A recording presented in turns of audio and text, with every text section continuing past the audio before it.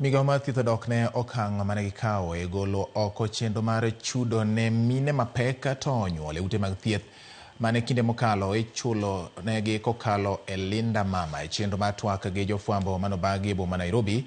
Gikone okumba manyien mar SHIF ma osechak ndikruok mare kokalo e namba ma en *447#.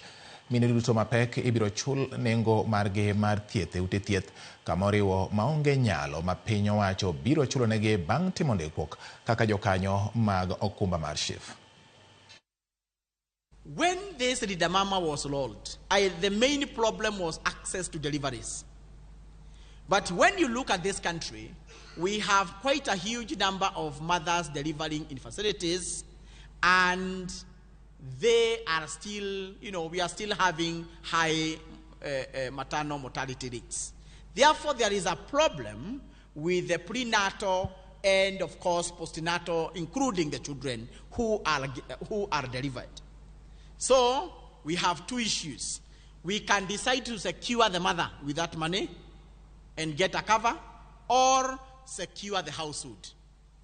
Now, we are saying that the money for Linda Mama will still cater for the mother within the benefit package, as has been highlighted here, covering prenatal, deliveries, and postnatal. The facility should claim from that social insurance. For the mothers who don't have a social insurance, we onboard their households. So they are covered with their household for that period of time. And if they are re-residents, the government continue paying for them.